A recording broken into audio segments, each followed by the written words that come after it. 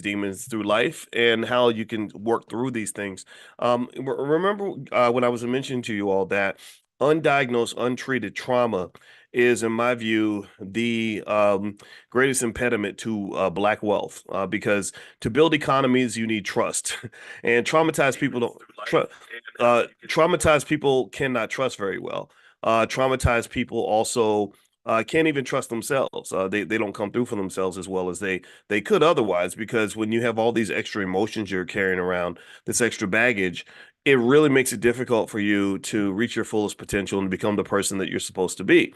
So this is one of the reasons why I think even with our kids, we want to work very, very hard to help them shape their identities and at an early age, so that they don't have these impediments that keep them from becoming their very best selves, right? So I personally think even things like racism, I know that racism in Kentucky, growing up as a Black kid in Kentucky, really sort of gave me a weird inferiority complex that I was constantly fighting, where I would be shadow boxing. I'd be fighting battles that didn't even exist because I was so traumatized by this idea that I was going to be treated differently just because I was Black, and I know that even as I got older, there would be situations I would walk into where I didn't feel comfortable, or I was dealing with all these excess emotions that kind of blocked me from being able to really just do my thing and to react to things in the right way, in a measured way. It's like when I was teaching at Syracuse University, I remember dealing with white kids, and it sometimes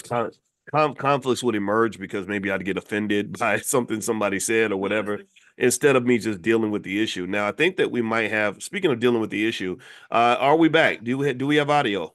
Yes, I have audio. I figured it out Okay, quickly. great. All right, very awesome, very awesome. All right, Okay. so babe, why don't you tell them who you are, what you do? I assume most of y'all know this is my wife, Dr. Alicia Watkins, and I'm going to mention this really quickly. My wife is a not just a therapist. She is a therapist that trains other therapists, so she's really good at what she does. Also, she is, and I got to give props to the Black woman next to me. I hope that's okay. She is one of Well, the few, a very small percentage of PhDs. First of all, only less than 1% of the population has a PhD, and that percentage is even lower when you talk about people that look like us. But then even beyond that, a small percentage of PhDs become full professors at a university, right? So she's really rare in her field. She's one of the best around. I watch her every day in terms of the fact that she listens to therapy trainings just for fun. I've seen her read books hundreds of pages long on the subconscious mind. So she's really a great partner in terms of being able to understand what's really happening with our mindset and our money. So with me saying all that, babe, why don't you tell them look who at you are, what you you. do, and everything else? Because I have to lay it out there. I want to lay it out there because I don't want people, because there are a lot of people on the internet who sound good but don't know what the hell they're talking about. And I know you put in 20 years of work, 30 years of work into this stuff, right? So to me, I think there's a difference between somebody who has been studying something for 20 or 30 years versus somebody who just got it one morning and decided to start a podcast, and so because it really can cause you, it makes the difference between getting good information and bad information, or scientifically proven information, versus just something that came off somebody's hip. So anyway, I'll let you go ahead and take over from here. Why don't you tell them about what you do and everything else? Yeah, my name is Dr. Alicia, and I am a social worker. I like to present myself as a social worker first because that's my background in my training, and I work as a professor in the Department of Social Work at a a nice institution. So that's what I do. I do train other adults who want to change their career and become a social worker, many of them, and I also do a lot of supervision for individuals who want to get their license. So I'm a licensed therapist, and so I help sign off on other individuals who have completed their degree and they also want to become a therapist, a licensed therapist as well. So that's some of the things that I do. And I also have my own private practice, and I do a lot of work, particularly with a lot of your students' Boyce, but also some other people as well. So I work with families, I work with couples, I work with individuals who have these demons attached to them. I love this whole, uh, what is it? You said financial demons Yeah, that you're going financial to talk demons. about And today. yeah, Yeah. that's So, yeah, go ahead, mhm. please. Sorry. Yeah, I mean, I think I love that whole concept. And, I'm not going to say demon in my practice, but I mean, that's essentially what we're doing. We're How do you get rid of demons? Like, what is it, The Exorcist? I Mhm. should be like the priest and the exorcist to get rid of the demons inside of you. So I love Yeah, that. I love that whole yeah. Well, concept. yeah, well, let me lay this out. I don't think I've never seen that term financial demons used in any other setting in any textbook or anything. But but that's the goal of the Black Business School and our financial therapy department is we're not here to just simply replicate what's already been studied. We want to go deeper. We want, we're the black wealth, the black wealth surgeons, of America in the sense that, to solve a serious problem like the racial wealth gap, you really need to do that surgery. You need to do that specialist focal, very, very deep focused specialization that's going to allow you to figure out from a nuanced fashion, like what's really happening here, right? So the term financial demons is basically something, or you can call them money demons, either one, whatever you want to call them. It basically comes from any fears or anxieties or negative beliefs about money that can really undermine and sabotage your financial thinking. Now, I want you guys to give me a yes or no. Would you say that there are deep money demons in the Black community? Do you think that there are fears when it comes to money that plague us, anxieties, just stress that comes when it comes to money? Are there negative beliefs that hold us back? And also, the thing about these psychological barriers is that they might come from past experiences. I want you to think about the past experiences that you've had or that you've seen other people have that may affect their decisions when it comes to money. Social pressures like keeping up with the Joneses, following whatever you saw them do on BET, ingrained beliefs. Do you think that there are any money demons that relate to ingrained beliefs, maybe cultural baggage or social norms or generational curses that relate to money that keep us broke, that keep us struggling. And the thing is that here's the thing about a money demon. A money demon, it can show itself in the form of stress, poor financial decisions, or maybe even avoidance of financial responsibility, right? For example, maybe the guy who would love to get married and have children, but he doesn't because he's afraid that he cannot provide for anybody other than himself. Hey, give me a guess if you've seen that before, right? So I want to kind of dig in what's in just a point of confession. I know my wife loves, she always goes too deep into stuff like that. So I don't want you talking about me, but I'm a confess a financial demon I had about marriage. When I was 28, I met a nice lady who was older than me, who was financially secure, and I did not pursue the relationship because I said I'm broke. I only I only make $1,000 a month, and she was making probably $10,000 a month, and it made me feel very awkward. She had her own house and a nice car and all that, and it made me just feel like, gosh, this is not cool. And I don't think that was her at all. That was really me. Now, mind you, I'm glad I didn't marry her or date her or anything because I got to marry you. But still, like I think little financial demons like that are things that we kind of overlook in terms of sort of seeing how our relationship with money shapes how we make decisions. So let me ask you this, babe. Based on what I said about financial demons, in your practice as a therapist, do you see a lot of money demons pop up in terms of maybe fears or anxieties or negative beliefs about money that may sabotage the thinking of the clients that you see and things like that? Or what in your experience as a therapist? I know you can talk about individual cases, and I don't want you to do that, but how often does that come up? Well, financial demons is what, and other types of demons, we can take it in terms of your thoughts. That's what gets you into my office. Mm, It's the results, it's how it shows itself. And that's when people tend to be like, okay, I need to seek some help because I can't function every day. The stress is so overwhelming that I can't continue on with what's happening in my life. And so when it starts to become overwhelming, it's the consequences of attaching yourself to these financial demons. It's an attachment that you have to them, and it's a thought process. And the more, and it's interesting because with financial demons, the more you feed it, the bigger it gets. And you mm, feed it in two ways. The first way you feed your financial demons is by avoiding it, is by just saying, you need to open up your credit card bill and you need to look at what you spent last month, which is what we're going to do after the month of May. It's crazy, right? You know mm, that you have all of these issues that you need to deal with and you're avoiding them and you're not addressing them. And so what happens is that short term, you feel a relief, but long term, it ends up getting worse. So that's how the financial demons grow. Number one, by avoiding. And the second way financial demons grow is by fixating yourself on what you don't have and comparing yourself to others and say, I don't have this, I can't do this. It's this rumination that you have in your head about what you can and cannot get, what you think that you think. It's what you think that you cannot have. And that's the second way you feed these demons. These demons actually are energy that lives off of you. It attaches itself to you and it grows based on your fears. Mm, It's okay. like the movie It. You ever see the movie? I love the movie It because Uh-huh.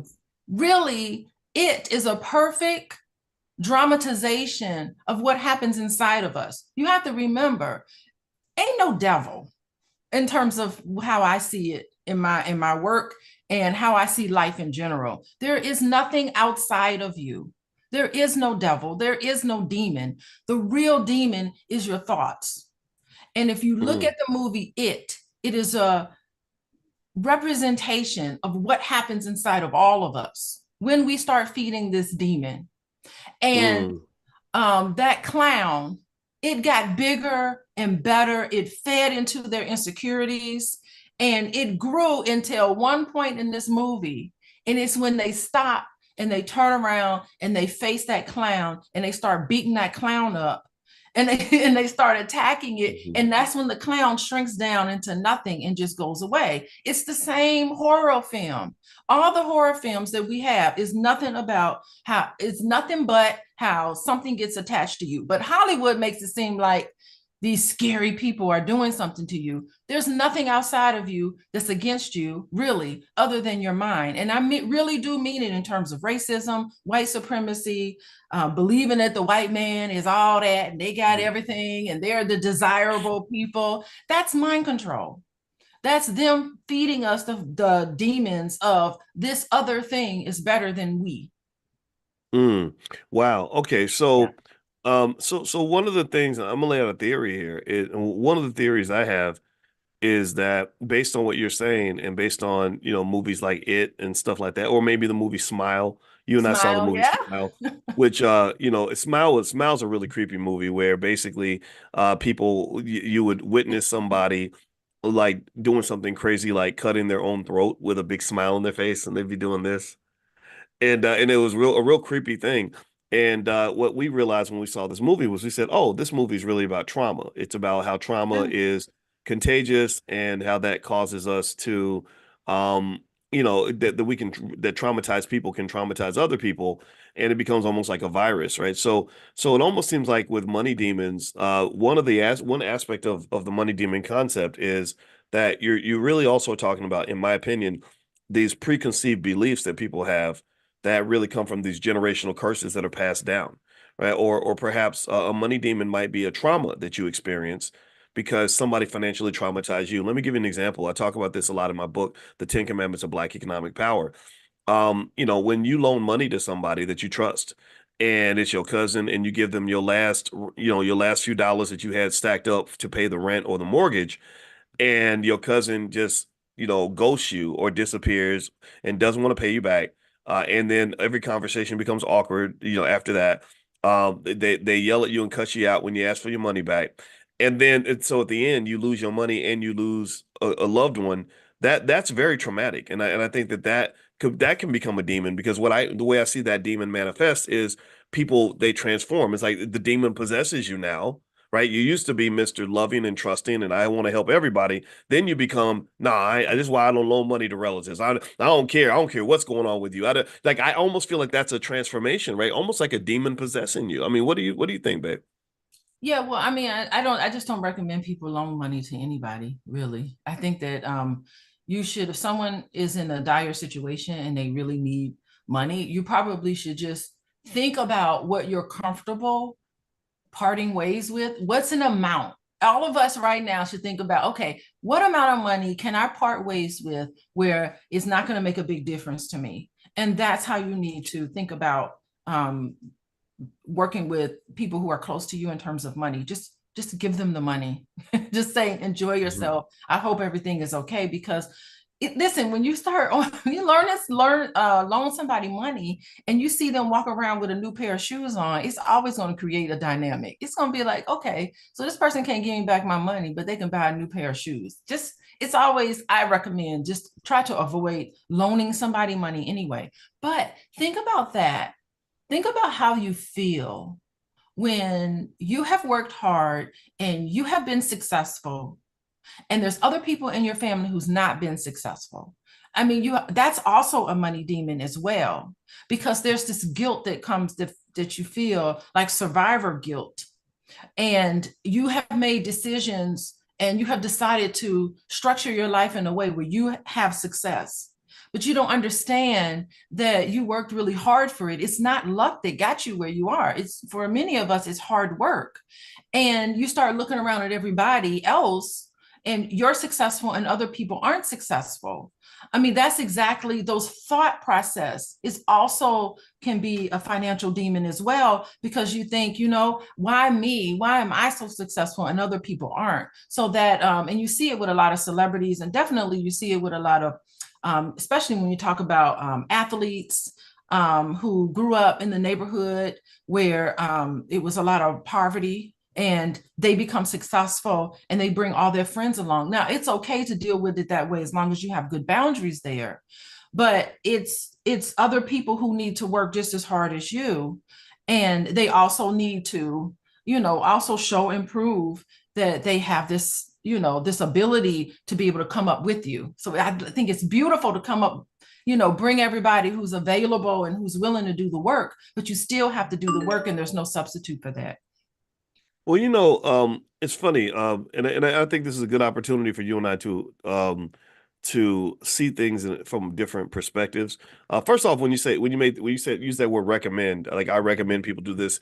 I One do thing I recommend. always, That's just one my thing I, recommendation. well, no, no, one thing, one thing I always tell everybody is I don't give financial advice. I don't, because you have to have a license for that. But then also, I don't want to tell you what to do. I'd rather establish a framework for you to use to make decisions. And I want you to just make sure when it comes to taking risk, because everything's risky. Money's risky, love is risky, trusting people is risky. And where I believe, where I find that people tend to be the most upset, at least I am. I know the times I'm most upset is when I was taking a risk I didn't know I was taking a risk with. I was going into something where I didn't know what it was. It's like if you're dating and you're expecting a relationship to lead to marriage, and the other party thinks it's a one night stand, then the problem is not so much whether or not a one night stand is better than a long term relationship. The problem is that there was a misunderstanding. People didn't know what they were getting into, and I bring that up because when I think about loaning money is an important part of a functioning economy. You have to loan money for an economy. If the banks all stop loaning money tomorrow, the entire US economy would crash in a way that was permanently damaging for the next 40, 50 years. Like if all the banks just said, we quit, we scared, we don't want to loan money to nobody because y'all don't be paying nobody back. The economy would not function anymore. You have to have lending. Whenever you look at wealthy families, when we were talking about that segment of India where they own all the hotels, 40% of the hotels in America, they loan each other money. They do. The difference is that they have a code of conduct where they have a process that they go through. If you don't pay somebody back, you don't pay back cousin so and so, oh, they're gonna come get you for that. You're gonna have to deal with that. And so to me, when I think about loaning money, I look at it as obviously you shouldn't loan money to everybody, and then also you have to know what you're getting into, right? But Because that's not a personal loan. What you're talking, I'm referring to personal loans. What you're referring to is like business loans, and I think that's different. You should I, make a I different. I do agree with Um, that. I agree with that. You're right. You're right. But what yeah, I will say too, though, is here's where I'm gonna definitely agree with you about loaning money. Why you should be skeptical about it. Remember this: most of us are pretty much products of our habits. Our life is a manifestation of the choices you make, the habits you have, and the way that you think. Like if I weigh 400 pounds, you can look at me and pretty much guess what my eating habits probably are, right? Most of the time, right? It doesn't I'm not dissing anybody, but that's just true. Or if I'm in really great shape, you can look at me and see, or if I live in a big mansion, you can see that I probably did something financially that got me in that mansion. So when you see a person, and how many of y'all, give me a yes or no, give me a yes in the chat if you can think of a relative who always has financial problems. Give me a yes if you know, if you think, I want you to think about that cousin who always is behind on the rent, who's And don't always go up to them. Don't go up to them and say you got financial demons or money no, no, demons. no, no, Don't no. I'm say not that saying to that. No, no, no. people. But let me finish this. Let me finish this in that. Let me finish this Uh-huh. analogy, and then I'm gonna hand the ball back to you, babe. I want you to give me a yes if you can think of that cousin who's always behind on the rent, who's always an inch away from being evicted, who's always got a trauma story, a scary story, who's all and doesn't even know that their role in the process. It's always somebody else's fault. It's always temporary. It's always just this one time, right? And so really, to your point about not loaning money to people, you got to understand that it was their bad financial habits and choices that got them to where they are right now. So, by definition, to some extent, at least 8 times out of 10, when you make that loan to that cousin who's always struggling financially, that is a bad loan because that person in your mind should have bad credit because you can see that they're making bad choices. So your odds of really getting your money back are probably much lower than you think, but maybe you can't see that because they sound so convincing when they tell you it's just this one time. I'm gonna pay you as soon as I get my check on Tuesday, and it's really Uncle Rerun's fault. I don't have any money. So my point is to say that's where I agree with you. That maybe in that situation, again, it's not me telling you not to do it. It's me saying make sure you know what you're getting into. So if I know I'm loaning money to a deadbeat or who doesn't know that they're a deadbeat, I'm not going to tell them they're a deadbeat. They're already feeling pretty bad. I don't want to make them feel worse. Then I might loan that money knowing that it's a gift. So you say, hey, I need $1,000 by Tuesday. I might say, okay, here's $150. Here's my contribution because I'm not prepared to give you $1,000 or $500 or some number that's really going to set me back. And I think that's where the trauma. And you can give me your thoughts on what I just said, babe.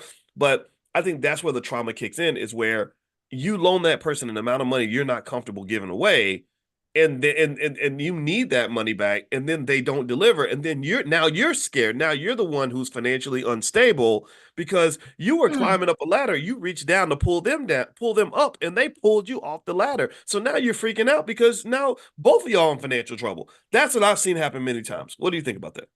Yeah, that's so fascinating that okay, so I'm gonna put my I'm gonna speak from the position of the lender, of the person who has seen the heartache in another individual. They've connected to that and they've decided that they need to be the hero in somebody else's story. Mm, They themselves feel like they need to be the hero in someone else's story. So, in that sense, the loaner, the individual with the money, is in a up position. And then they feel like I can help this person out, not really to help that person out, maybe, but also it is a feel good moment for them. So there's a lot of individuals who use their money and their position of power, not necessarily to help that person, because sometimes you cannot help somebody by opening up your checkbook. Sometimes when you look at situations and you see somebody in these dire situations, you cannot help them by opening up your checkbook and just writing a check. If you could write a check and help people out of their misery, it would be so much easier. It depends on how you look at the situation and how you assess the situation, because sometimes other people's sort of issues is a way where you can jump in and be the hero so that you can feel good. So you really do, mm, it's a dynamic process. You really do need to think about what is driving your behavior, that you feel like you need to save everybody. And mm, ultimately, nobody can save anybody. And I hate to put it that way. As a therapist, I want to say that I can help save everybody, but I really don't think I can. I know that what I can do is I can help people. I can give them the map and I can give them the compass of how to have a successful relationship, how to be healthy in their interactions with other people. But it's up to them to use all the evidence-based practice that I know, because that's what I operate on as a therapist, They can use those things. They have to, outside of the sessions, do the work. They have to decide, okay, I'm going to make a change and I'm going to face this demon because all demons are negative thoughts. I'm going to face my negative thoughts about this situation. I'm going to look at it directly and I'm going to shrink it down, face it directly. Someone wrote in the chat the shadow side. They're spot on, whoever that person was. I can't remember their name, but that's the shadow side of you. And when you avoid and when you fixate on things, that is when that shadow grows. But when you start thinking about not what you don't have, but what you do have, and address that, that is what grows. I don't know, should we call it a financial angel? Maybe money angels. Money angels all around you. Abundance is around you, but you have to see it in your everyday life. And you have to empathize with other people who haven't quite gotten there. So I was saying that, interrupting you, I'm sorry to say, you don't talk to somebody and say, you got a financial demon. That's not what you do to other people. Because the point of this on Sunday morning is not to save anybody else. The point of this is to use these tools that Boyce talks about every morning, is to use these concepts and incorporate it into your own life. That's the point. You can send people the link and ask them to join, but it's up to them if they're going to click on the link, if they're going to listen to this, if they're going to incorporate all of this into their life. Well, okay. So, by the Yeah. way, I want to mention to everybody that we're talking about money demons today, and money demons are pretty much any sorts of fears, anxieties, negative beliefs about money that sabotage your financial well-being. In fact, let's do a quick poll. I want everybody to give me a yes if you can think of at least one money demon that you may have that keeps you from reaching your goal. Give me a yes if you have one fear that's really held you back. Give me a yes if you have maybe some anxieties that hold you back. Give me a yes if you have some negative beliefs about money that were passed down to you that have held you back. Maybe, like for example, you should go to college and give $200,000 away of your money, so you can get a job that you hate. Again, I'm not saying that this happens to most people, but this is one belief that maybe should be adjusted a little bit. Not because college is bad, because I don't think it's bad, but because maybe that isn't giving us what we want. Also, I want you to give me a yes if you have some sort of psychological barrier that maybe comes from a past experience that involve money, maybe a past trauma, maybe something related to society pressures, pressures in terms of what you do with your money, how to use your money. In fact, I'm gonna lay this out, babe, and I want you to kind of take this in the direction of one limiting belief about money that plagues a lot of people. Have y'all? I don't know if y'all have ever heard me talk about this, but I brought it up a long time ago. One time on SNL, they did a segment called Black Jeopardy. Oh, Lord. And my wife is laughing because she knows how it just irked me so bad. And they had Leslie Jones, the comedian, and she was on this show called Black Jeopardy. And in Black Jeopardy, I remember they had two black people and a white guy. I think the white guy was Tom Hanks. And so if you remember, in the show Jeopardy, what they do is they ask you the question and then you give the answer. So the question was something like, they give you the answer and then you state the question. That's what I meant to say. So the answer was, your boss wants to take $50 out of your check every week for your 401k. And Tom Hanks, I think Tom Hanks was, the white guy's like, you say absolutely or whatever, right? Like you put, you want to invest. And Leslie Jones goes, "Brrr," and she says, you better give me my money so I can buy me some scratch offs. And that was really it wasn't it didn't make me laugh, right? I'm sure people thought it was funny because they're like, yeah, that's what black people be doing. We be spending our money on scratch offs. Yeah, well, that's why you ain't got no money in your 401k, right? Because somebody told us that makes sense. But they're kind of positioning us for a lot of long-term financial anxiety. I've seen people who become millionaires off their 401k, but by maxing it out at an early age. You max that thing out at 22, 23 years old. When you hit retirement, you're very wealthy. And remember that you don't just get the benefit when you retire. You're financially secure for a good 20 or 30 years even before retirement because you've got hundreds of thousands of dollars sitting over to the side in case you lose your job, in case you really need the money, in case you want to buy a home, in case you want to quit your job, or in case something bad happens. So let me ask you about this, babe. So what is your assessment in terms of what I just said about that Black Jeopardy thing? I feel like that's kind of a money demon that some parts of our culture what we call the culture, it can be a little bit anti-wealth. Because you don't see a lot of wealth coming from the culture. What do you say to that? Yeah, I mean, there was a really sad display. And I know so many people that would do that, so that's why I would chuckle a little bit when I saw it. I was like, I chuckled initially, and then I was like, oh, that's pretty sad. They just really, that hurt. I mean, to me, it just really hurt because she is representing Black women when she's on SNL. Any Black woman on media represents subconsciously all Black women. So for her to say that she's representing in the minds of other people and in our minds as well Mhm. on a subconscious level, she's representing how we feel about ourselves and a part of us that just want instant money and a scratch off. That's exciting. Going, I love going to the casino. Going to the Mhm. casino, that's exciting, quick money, but that's not long term. And it's sad when you think about it the second time. So your initial reaction is to giggle, but then you think about it more and you're like, dang, that hurts. It really hurts Mhm. that that's what we put our nest egg in, spending our money at the track.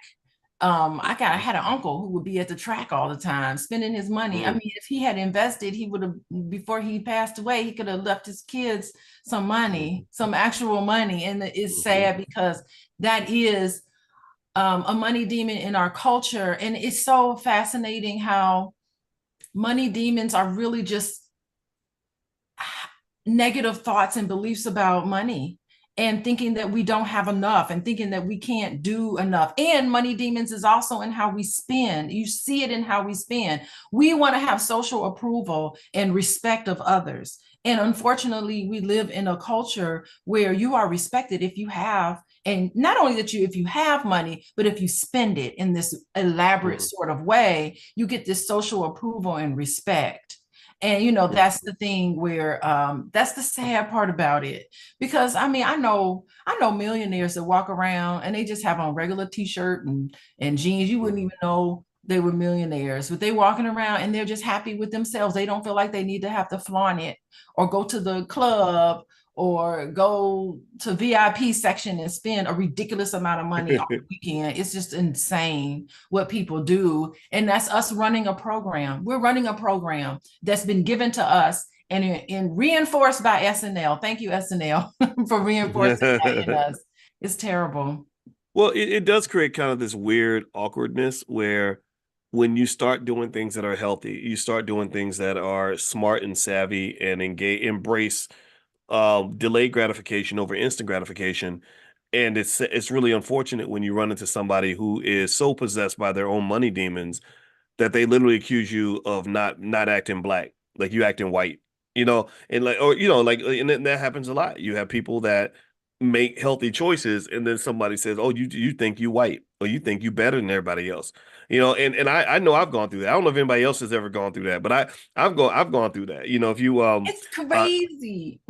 yeah, yeah, yeah. Just even when and I mean, just when I just think about like even when I created this platform to, sort of do what we do, I remember I would say this is the home for intelligent Black people, and you remember when Kwame Brown, the NBA player, was like you uppity, you think you better than everybody else, and I'm like, well, what's wrong with being intelligent? Like, would you feel better if I said this is the platform for stupid Black people? You a sellout. What are you talking about? Like that you don't like the word Yeah. intelligent? Like that was so strange to me. And I really would say that that is a self-esteem issue. If you think that being Black means you're supposed to be ignorant, then just go sign yourself up for slavery. I mean, you would do well in 1702. Massa would love you. You would do quite well on the plantation you are under all these constant threats. There are so many people that want to control you, that want to extract things from you, they want to harm you, they want to incarcerate you. They don't even they want your son dead. They want to own your entire family. So why would you go into a battlefield like that where threats are everywhere and then want to be ignorant, blind, deaf, dumb, and stupid? That don't even make no sense. I mean that's completely illogical. And so circling back to just money demons, babe, when I see a money demon, I think of it like like the movie The Exorcist, where the demon possesses you. Yeah. And in my view, when you have not healed, when you have experienced horrific amounts of trauma as a child, like lots of us do, and you're carrying all this with you, and you explain to me, by the way, my wife is a certified trauma specialist, right? By the way, she did get a certification list. I remember you got the certification because she talks to me a lot, and I try my best to listen, and you were telling me things as you were learning them. I remember you telling me about how trauma like literally kills you, how traumatized people have all these physical health issues, mental health issues. And a lot of us, once you understand trauma, you can identify traumatized people when you see them. It's that person who's going to cut you out over a bowl of Cheerios.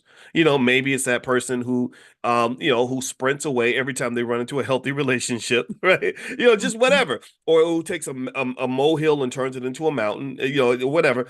And it's kind of like one of these things where um these demons do possess us. And if you imagine me being possessed by a demon, I'm not really who God meant for me to be. I'm not, I'm who Satan meant for me to be. I'm who the devil wants me to be. I'm showing up and I'm like, yeah, that demon may come from some anxiety or some fear, or perhaps it comes from drugs and alcohol, some bad habits that I have. Maybe it comes from my failures of the past or things that haunt me. Maybe it comes from societal pressure. I was listening to my favorite rapper who told me that I'm supposed to disrespect women, stay high and drunk all the time, beat people up if they make me mad, and make poor decisions, right? But to me, that's what I see. I see the demons possessing us. And to me, to be healthy, you got to do an exorcism. You got to exercise. The more you exercise those demons out of your body, I think the better you are, like the healthier you are, and the better of a human being you are, not just for others, but also for yourself.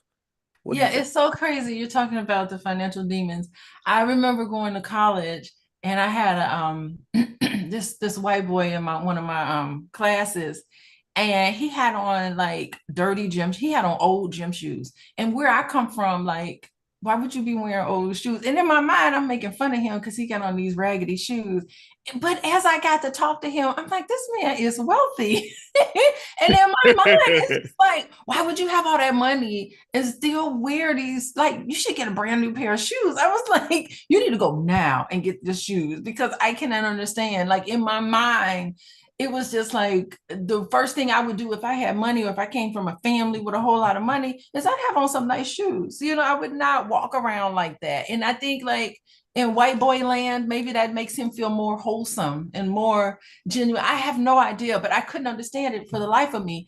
And I'm just looking back on that. I'm like, what was wrong with me back then? But that was where I came from. And so I think the best way to get rid of the financial demons is, number one, to recognize that it's there. Most people don't understand how they don't reflect on what they do and how they spend their money and what they feel like it's important. So I really do think that we need to reflect. We need to reflect on instances and become very self-aware, be able to connect the dots. Because listen, Boyce just talked about trauma, and I just want to say something about trauma. Trauma is not because a bad thing happened to you. That's not trauma. Trauma is when something happens to you and you disconnect from how you feel, and you disconnect and you can't connect your current behavior with what's happened to you in the past that's triggering you. You don't understand that. That's when it shows up as trauma. So the best way to get rid of the financial demons is self-awareness and insight. Is Mhm. being able to understand. You can do the exorcism on yourself. Basically you do. I ask questions like, tell me what happened. Why did you react so strongly to this? What was it reminiscent of? And you have these conversations in a place to process all of these unfortunate things that happen to you so that you don't disconnect from it and you walk around as a traumatized person and spending your money impulsively on these things meant to cover up the pain that you feel inside. Mm. Well, and it is that covering up the pain makes Mhm. sense, particularly when you consider that money is a drug. Money, receiving money makes you feel good. Not having enough money can create anxiety, just like a drug. Or the If you belief that you don't have enough money. say it again? Oh yeah, The the belief. belief that you don't have enough money. There we go. And it's like if you imagine how a crackhead must feel when they can't get no crack. There's a lot of Oh, anxiety attached to that, right? but let me tell you, nobody is better at getting money than somebody who's on drugs. They are really good at manipulation. Yeah, yeah. Excellent at manipulation. They are, I mean, I have seen just remarkable performances from people who are on drugs, manipulate others to get money out of them. They make it's their entire life. As soon as they wake up in the morning, they're like, how am I going to get my next fix?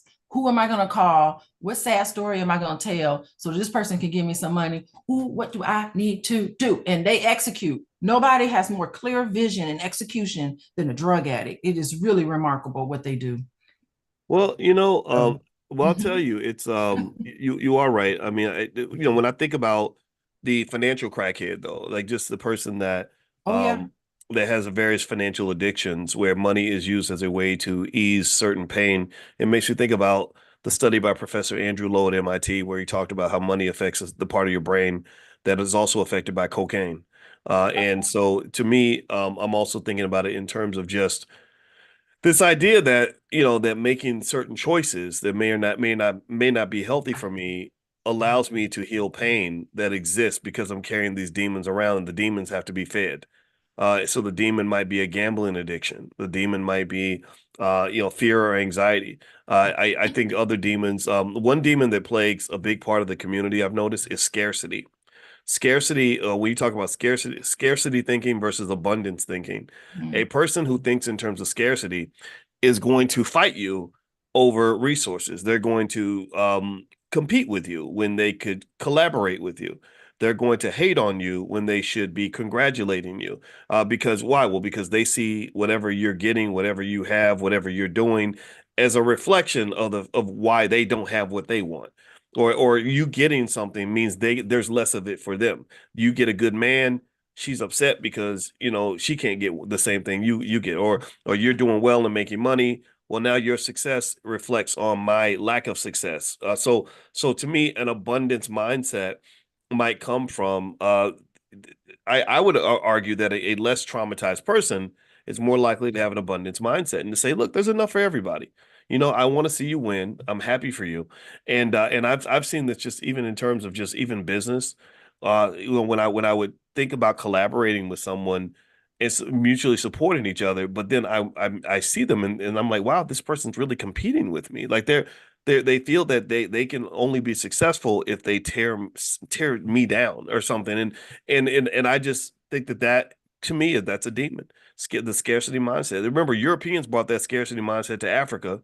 And you saw what they did to Africa. The Africans were open and trusting. They said, look, there's plenty of fruit, there's plenty of There's gold, an there's plenty of abundance in Africa. right, Yeah. there's plenty of lumber, whatever you want. We got it. And the And Europeans that are like, becomes part of your culture. I mean, mm, just think about how the Europeans came in and just invaded Africa. mhm, It's because think about Europe. It's a cold rock. Nothing grows in Europe. Nothing's colder. I mean, I enjoy Europe for the culture and everything, but I just do not. That place is it's cloudy. It's always cold in my mind. Like I've never been to a beautiful tropical, beautiful vacation mm, in Europe where the weather was great. Like the people are great and the culture and everything, but the weather is just not always pick a jacket. You could be in, mm. January. I mean, July, June, you're gonna need a jacket in Europe. So I mean, that part was just kind of unusual for me. And then I start thinking about the climate and how everything is just so nourishing. The soil, everything, like you throw a seed somewhere, it's going to grow and there's an abundance. So that's what's put into our culture as Black people. And I really do think that we need to actively work on getting back to who we are as originals.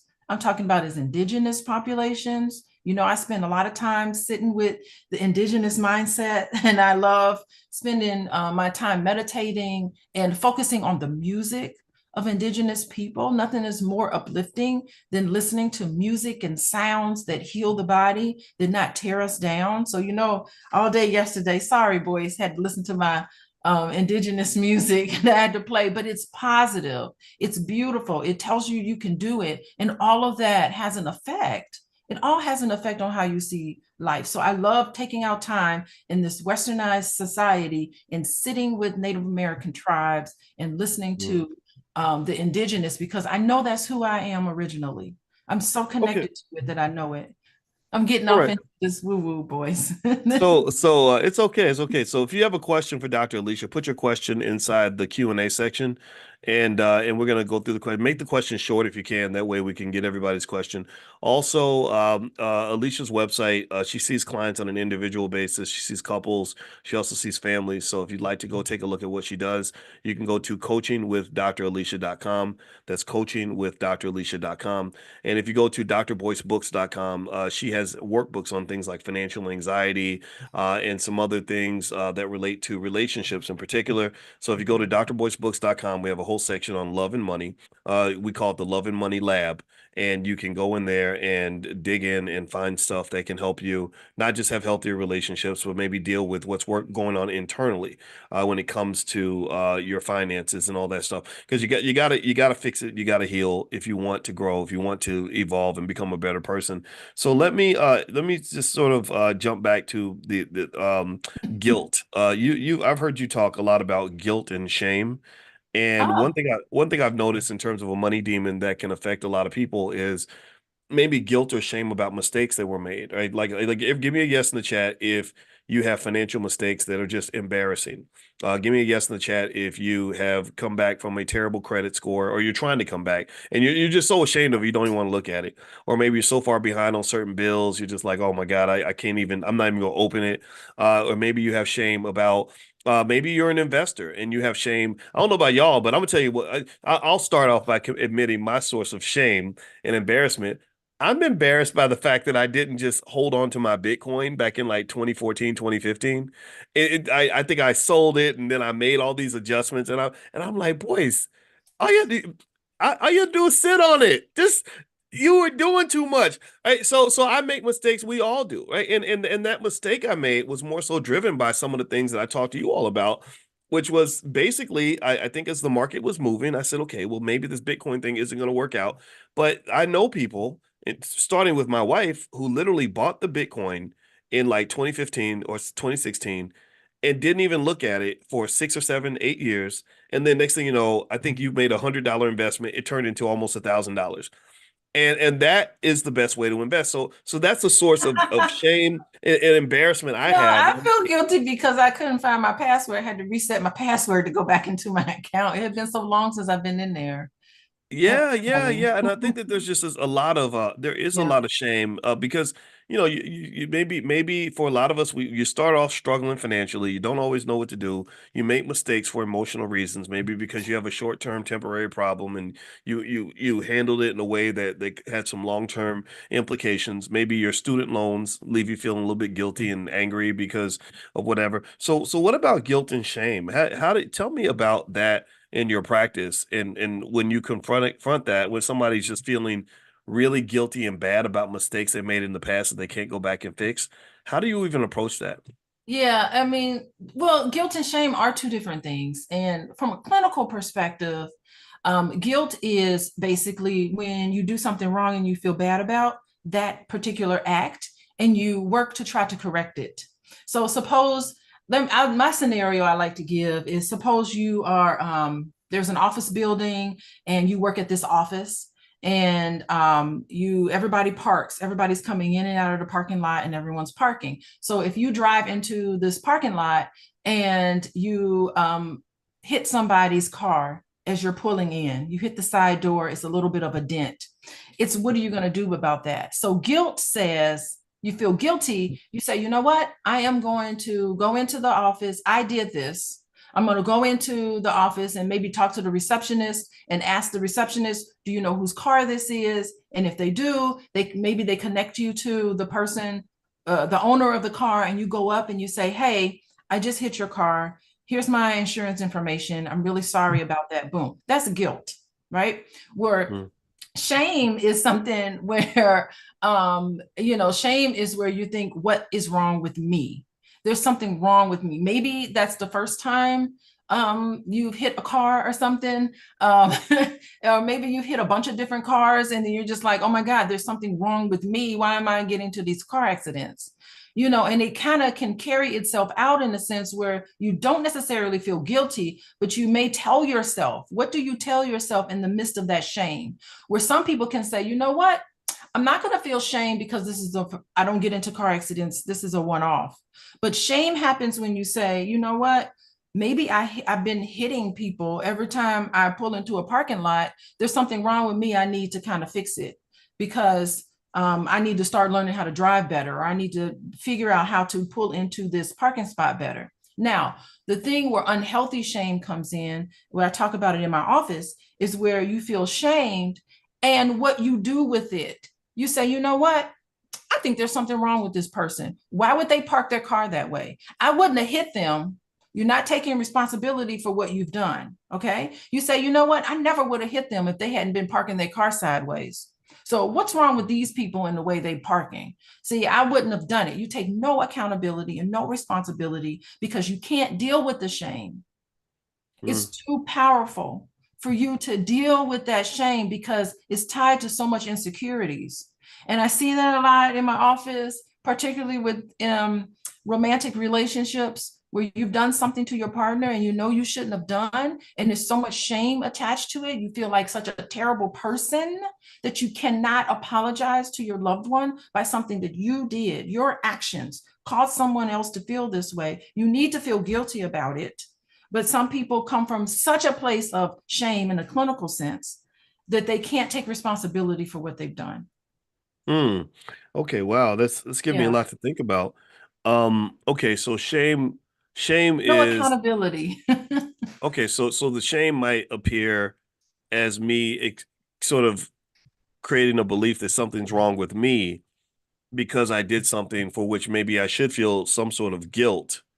It's your So it's almost like, behavior. It's not being able to disconnect. You disconnect, I did something wrong with I am wrong. It's the okay. behavior attached to that. And what you do if you feel level of shame, and a lot of it is parenting. That's just Hmm. parenting that instilled in you, there's something wrong with you. Okay, you make a mistake, all children make mistakes. And as parents, we need to correct their behavior and say, I love you dearly. You're a beautiful person who made this mistake. Let's see if we can fix it, right? That's what you want to give your children. But when you say, what's wrong with you? You must be stupid. People calling you names and putting you down. You have so much shame attached to that, that when you're an adult, you can't have relationships with anybody because you're making mistakes and you're not accountable to it. And some people Mm. call it narcissism and narcissist. It is a narcissistic trait, but I refuse. I don't want to put it in those words because that's a clinical word. All of us, we shouldn't be using that on a daily basis. But Hmm. it's just not being able to say, did behaved in this way, and I need to make it right. Okay, so put that in the context of money and money demons. Like, so Yeah. are you saying that my shame of mistakes I made for which I should feel guilty, that internalizing that shame can create a demon that might affect my choices going forward? That because I'm ashamed that I kept a bad credit score, I see myself as financially irresponsible, and because maybe I don't want to deal with the shame, maybe I avoid certain things, like, because it almost sounds to me like you're saying the shame isn't required. Maybe guilt is okay, but shame is not required because shame is almost like that internalization of guilt to say something's wrong with me as opposed to Mhm. something's wrong with what I did. And when Mhm. you carry that shame, that becomes the demon that possesses you, that then causes you to engage in avoidant behavior because you don't want to confront the shame, or you don't want to confront the bad feelings that may come with that Yeah, shame. Is that because is you that kind of feel what you're so saying? ashamed, you fall apart every time you make a mistake. No one expects you to be perfect, but you put that on Mm, yourself, this level of perfection that you have on yourself because you're too ashamed. You're too ashamed, and you make a catastrophe just because you had a bad month or something. It's not a catastrophe. Things ebb and flow all the time. That's a universal law, right? The Hermetic principles. You also study Hermetic principles. It's a law. What goes up is going to go down, and you have to be able to figure out how to ride the waves without internalizing it and thinking there's something wrong with you. mm-hmm. Now that I think I get that concept. I know that Yeah. professionally, kind of dealing with something that it feels like shame is what allowed me to really do what I do. Like I remember when I would go on TV and do stuff, you're always so scared in the beginning that you're gonna make a mistake or say something stupid or get Mhm. something wrong. And I remember just kind of saying, just because I get something wrong doesn't mean I'm not qualified. That's right. Just because I make a mistake doesn't mean I don't know what I'm doing. Everybody makes mistakes, and Mhm. nobody's any better than me. Other people make mistakes, and they don't. It's not the end of their careers. They don't walk away in shame and give up. You just keep coming back, right? So that to me is really, I almost feel like what you're saying about guilt and shame is also connected to self love. Like in my view, this was literally my processing. And again, I'm not a therapist, but I think that we are our own best therapist. So what gave me a lot of confidence, not fake confidence. I don't have to pretend to be confident. I really am confident in what I do and what I know. What gave me confidence was not this false belief that I'm perfect. What gave me confidence was having enough self-love to forgive myself when my imperfections show up. Uh-huh. When my flaws pop out and I do something stupid and I say, "Oh man, dang, I really messed that up." It's all right. We're gonna go right back at it because I Mhm. love Boyce, and if you love something, you'll never give up on that thing. You'll Yeah, never give up on that person. and you apologize. You're good at apologizing too, Boyce. You can say, "Oh gosh, I'm so sorry. How can we make this right? How can we Yeah. make this right and let's just move on?" That is beautiful. Nothing's worse than when somebody does something and go into this place of shame and they never apologize. They say, "Well, I wouldn't have done it if you hadn't have done that. I wouldn't have done it if you hadn't done that. I wouldn't have done it. It wasn't just on me. If you hadn't done this," where you start to just in your mind, because the shame is so painful for you, because Mm. it's of course reminiscent of how you were treated when you were younger, and you start seeing that person as a parent, and you start saying, "No, no, I wouldn't," and you feel like you need to defend yourself instead of just saying, "Yes, it was a mistake. I did it wrong. I feel sorry. Let's move on." And I do agree, that's the but beauty I'm of gonna it. tell you one area where I'm going to challenge that a little bit is sometimes I feel like I need to defend myself. There's like if someone comes up to, and I get it, I hear what you're saying. I want to hear your perspective on this, but if somebody comes up and says you stole my purse and I didn't steal your purse, my first reaction is going to be like, no, I'm sorry. I'm sorry I'm sorry that you think I stole your purse, but I didn't do it.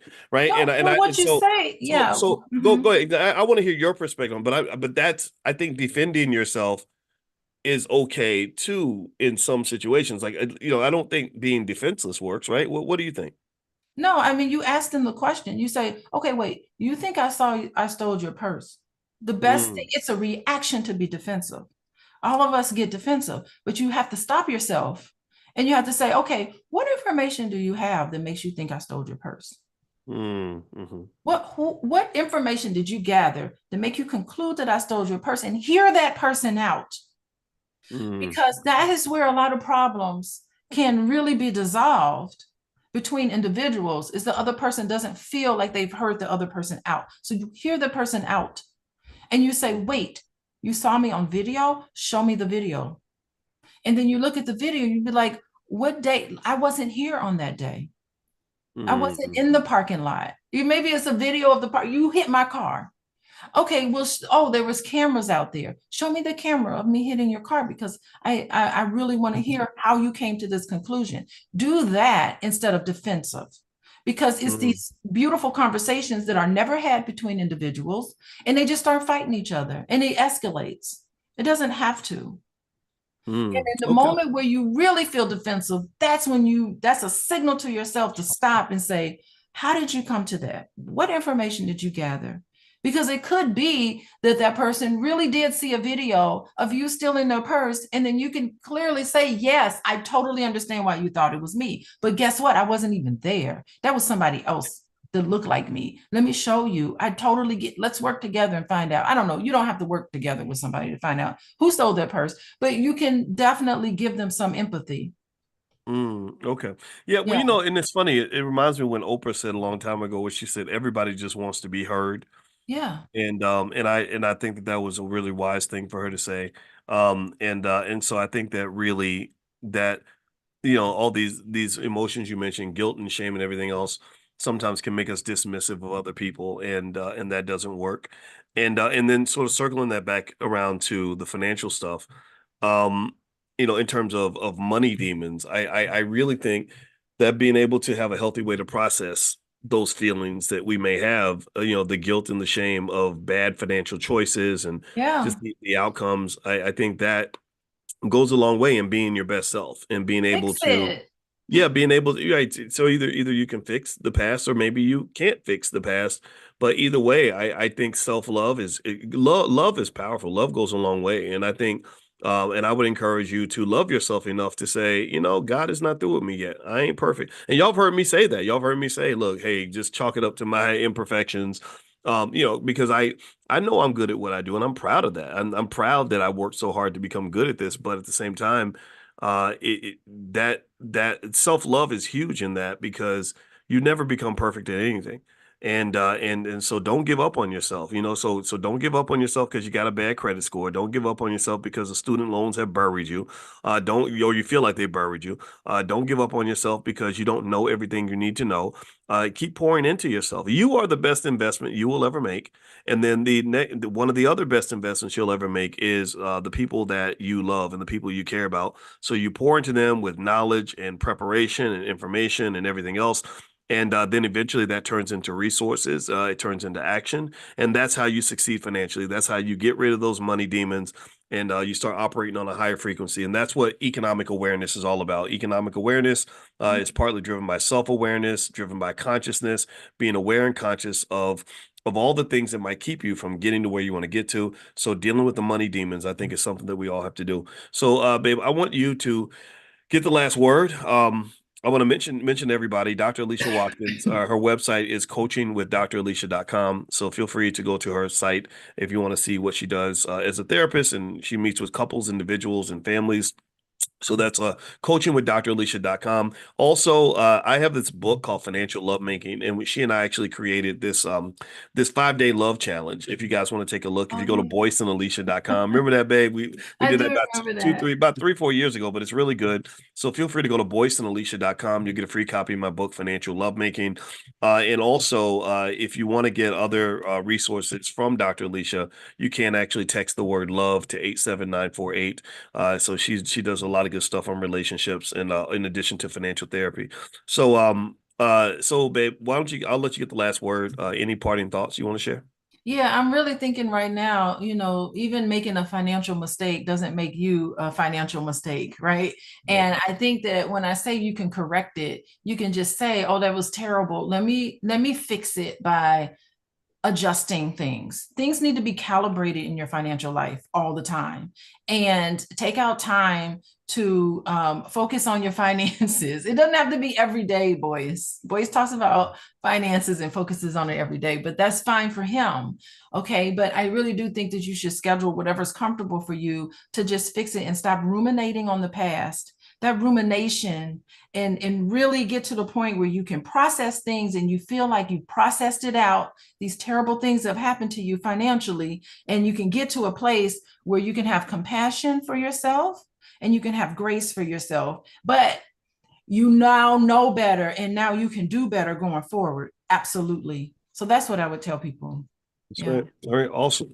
All right. Let's do better, be better. Let's fight Know off the better. demons. The money demons hit all of us. And so if you want that, just sort of a quick summary of the money demons you may want to investigate, and maybe this is something we can go deeper into. Maybe we can develop Yeah. a class around this or something. But I would just to give you some ideas on where you might look for those money demons. One might be scarcity, having a scarcity mindset. They may cause you to have insecurities that they get in the way of progress, like jealousy and or competing with people that you should be collaborating with, guilt over spending or things like that, or maybe debt or mistakes that you made in the past. Guilt and shame are big factors. Also, maybe anxiety over things like debt or income or financial instability. Financial anxiety is very big. If you go to drboycebooks.com, Dr. Alicia has a workbook to help you work through and analyze and become aware of any financial anxiety you may have. She did a whole financial anxiety workbook. So feel free to go to drboycebooks.com and you can scroll down to the love and money section. Maybe a fear of failure. Anybody got a fear of failure? Just I'm good. I'm scared to go start this business because I'm scared this business is not going to work.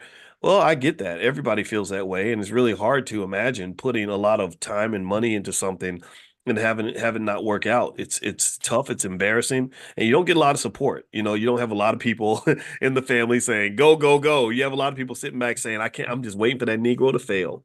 When they fail, I'm gonna sit back and I'm gonna tell them why they did. And it's always the people that ain't doing nothing that do the most talking. So having a process to sort of get to that point is, I think, a really big deal.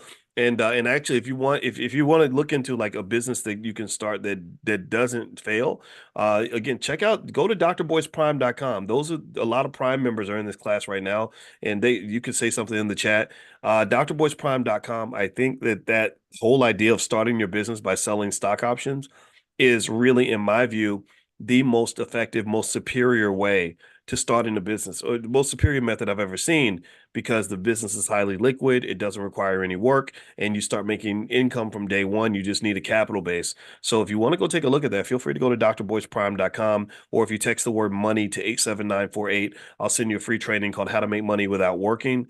It is highly efficient. It is literally how I make my money. Errol's, and I see Errol, James, I see you all. So yeah, so feel free to just talk to the other students that are in the class. I like that better than the other method, because the other method was you throw a bunch of money at it, you work your butt off, you wait a year or two, and then maybe you make some money, right? And that's really a hard way to get ahead. So to me, I was like, oh gosh, I should have been doing this when I was 20. So teach this stuff to your kids so they can do it when they're 20 instead of wasting 20 or 30 years like the rest of us did.